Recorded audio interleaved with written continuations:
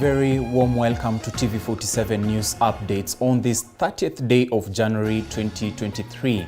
We have so much lined up for you on our bulletin this afternoon. Remember, you can always interact with us on our social media handles indicated at the bottom of your screen. Now, with that said, my name is Dennis Otieno. I trust you're doing well. Welcome to the broadcast. Now, on to our top story this afternoon. Long queues of pupils accompanied by their parents were witnessed in some public primary schools as grade 7 learners were registered for junior secondary school.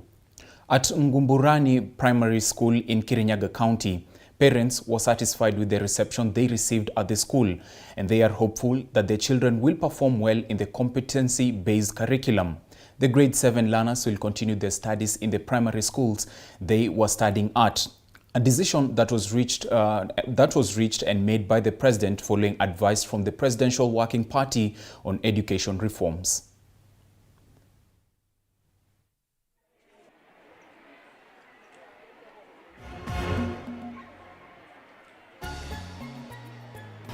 Na nimepokewa vizuri, tumeongea na walimu, tumelipa,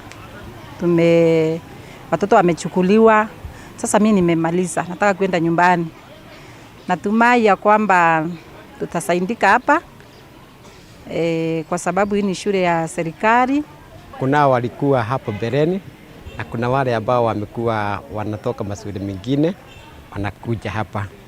Hao ndio walifanyiwa interview, wakichukuliwa, wanaenda wanaagiza vile watafanya. 4 ilikuwa nzuri, but mtu alikuwa anangojea tu ukisoma ukipata certificate ati lazima uajiriwe. But CBC juu watoto wanatrainiwa, wanasoma mambo ya kazi ya mikono, huyo mtoto hata akimaliza shule anajiajiri. Meanwhile, President William Ruto has dismissed bribery claims by Azimio Coalition Party leader Raila Odinga over his secret meeting with IEBC chairman Wafula Chebukati and 2 other commissioners. The president, who spoke at the Africa Prosecutors Press Conference in Mombasa, wondered why Raila did not submit his evidence to the Supreme Court instead of making his allegations at the Jacaranda rally. I was listening yesterday to one of our politicians who was alleging that members of the Independent Electoral and Boundaries Commission went to his house. And he is telling this story 5 months after the act. And he is volunteering this information laced with insinuations that the officials had gone there for something he has not disclosed. It begs the question, if it is true, what were these officials doing in your house at your invitation? Being a candidate, how did you end up inviting officials of an independent body to your house? It also begs the question, you had an opportunity to bring up this evidence of alleged bribery before 7 judges of the Supreme Court. You did not. You have instead chosen to take this big announcement to a political rally. I can see that the job of a prosecutor is really difficult. And on the same breath, a section of senators drawn from the Kenya Kwanza political wing weighed in on the political rallies organized by the rivals of Azimio la Umoja, claiming the former president Uhuru Kenyatta is funding the Raila Odinga-led rallies. The legislators have called on Kenyans to shun clarion call, which Raila has been making on paying of taxes, adding that this was a move to frustrate the William Ruto government. Take a look. That we have very credible information that the person who is sponsoring the ongoing mandamanos is President Uhuru Kenyatta, the former president of the Republic of Kenya, for reasons that we are unearthing, one by one and slowly by slowly. I would want to point out a specific case.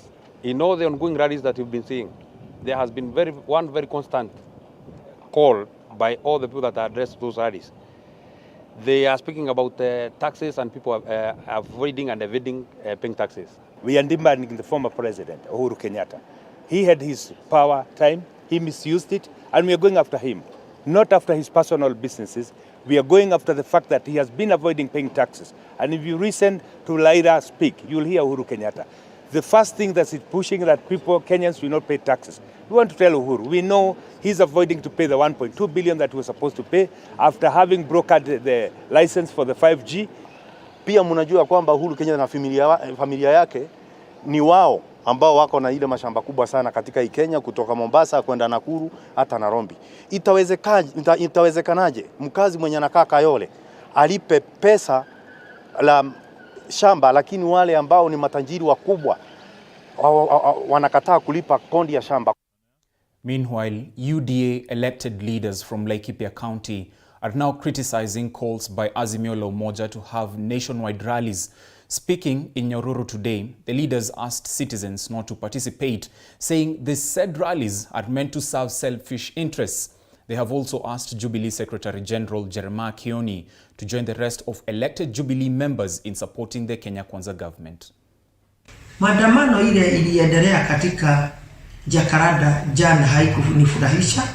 Wakati kinara anaitwa Raila Odinga na watu yake wa Azimio walianza kusema wataanza maandamano na wakasema hawatabui Ruto kama president wa nchi hii. Ningetaka kumuuliza Raila Amolo Odinga na watu wa Azimio, kama ni hao walishukua serikali, wangetaka watabuliwa na Ruto au watabuliwa na chama ya Kenya Kwanza? Wangetaka hiyo ni swali moja gumu sana. Ya pili, nataka kumuuliza jirani wetu hapa alikuwa Jeremiah Kioni kama secretary wa chama cha Jubilee. Yeye ni neighbor wa Laikipia, ametoka Daragwa ni Nyandarua. Yeye upita hapa. Kama anatoka Nairobi anaingia hapa Thomson Falls, anakunywa kahawa au anakunywa chai. Baada anaenda kwake nyumbani Daragwa. Ningetaka kumkanya na kumwambia akome mambo ya kuinsight watu kwa hiyo mikutano yao. Ninasema hivyo kwa nini? Kioni ulisimama ukaaguka hukupewa kura. Watu wote mlikuwa na hao Jubilee wamekuja kwa serikali.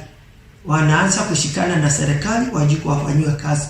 Kioni tunataka kukukanya kama viongozi kutoka Laikipia na unione mzuri na macho yako mawili. Sisi hatutaki mfurugano. Tunataka Kenya iko na amani. Cabinet Secretary for Interior Kithure Kindiki has formed a specialized police unit to curb the rising cases of vandalism and theft of the country's water supply and sanitation infrastructure. The Water Police Unit, WPU, will comprise of officers drawn from the Administration Police Service and will be integrated into the Critical Infrastructure Police, Protection Unit, CIPU.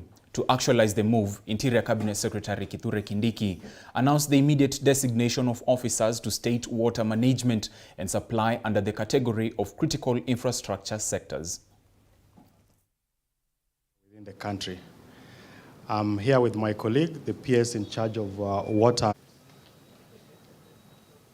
The government has decided to categorize water infrastructure as part of the critical infrastructure, and therefore, going forward, water and water infrastructure are going to be under the protection of the Critical Infrastructure Police Unit, CIPU, with the special deployment which we are announcing today.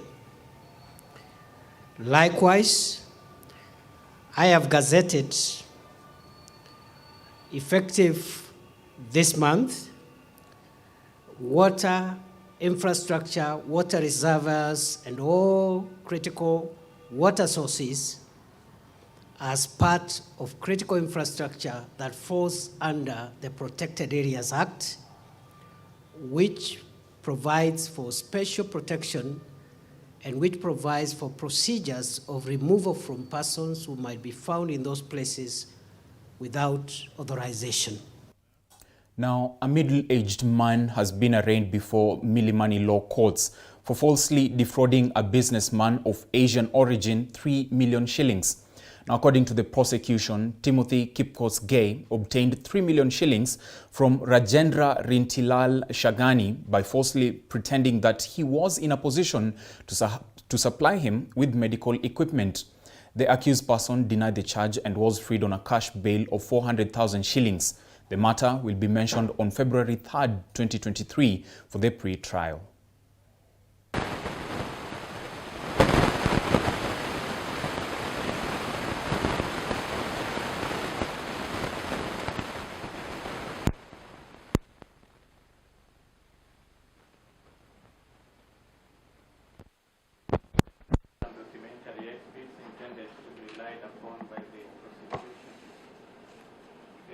Located court number 11 before Honorable Ben Market 2 p.m.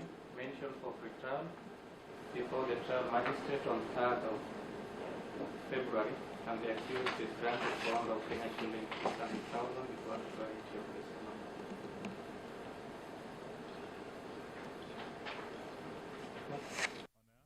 Elsewhere, Masinde Muliro University of Science and Technology students under an initiative dubbed Umoja ni Nguvu Initiative have urged the government through the Ministry of Health to increase mental health awareness in schools.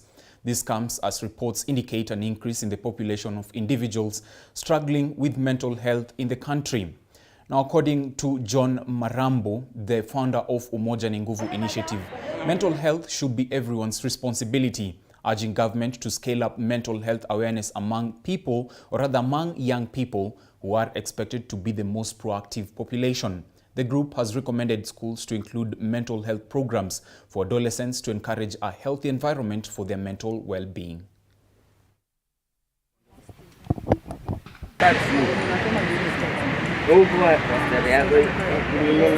Today we are creating mental health awareness because mental health is one of the most stigmatized and neglected aspects of health. So by creating awareness, we are able to break the stigma and the discrimination which is associated with mental health. And if you can sympathize with those clients who are suffering from other illnesses like cancers and HIV/AIDS, why don't you also sympathize with those clients who are suffering from mental health issues? Because mental health is an illness just like any other illness. And I would really like to urge our government to set funds, to allocate funds for these clients who are suffering from mental health. People have really neglected mental health and they're not talking about it, and so many people are going through issues to do with mental health. And therefore I'd like to urge especially institutions, universities, high schools, primary schools to incorporate mental health programs in their curriculum so that these students can also get to know about mental health, because as we are speaking, young people are the most affected people when it comes to mental health. It's affecting the youth. We are the youth, we are the society. So it is you and me to reach out to these people to help them. Like, you give them an ear to listen to. We don't have to judge them. It's not something that one wants to face. Mostly the people who have mental health problems are the youth. Not only the youth, also the elderly people in the society also have a problem with this. That is why we have gathered here as an initiative to empower these people that don't die out. Speak out. There are some of the challenges you face outside there, and sometimes you think that you have no one to talk to, but we are here as an initiative. Look for someone who can actually be in your level of assistance. That is, if you don't want to speak to your friend, you can have a church pastor or reverend helping you. Above all, speak even to a scientist, for example, someone who can actually empower you, see the light at the end of the tunnel. And still on matters health, the Kenya Union of Clinical Officers has criticized the new government for failing to deliver on its promises in the health sector.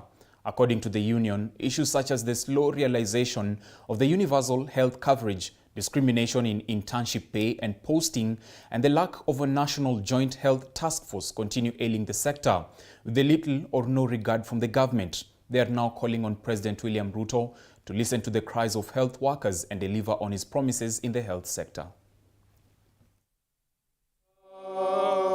Solidarity forever, solidarity forever, Solidarity forever, for the union makes us strong. We are saying, as health workers, we feel that this government, just like the others, is not giving healthcare and the health sector the priority that it deserves as a function of national interests and of national security. Officers in turns within the next 14 days and end the discrimination that has been envisaged.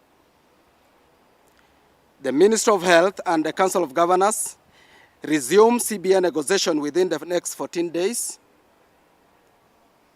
That the Ministry of Health clarifies the fate of the UHC staff within the next 14 days.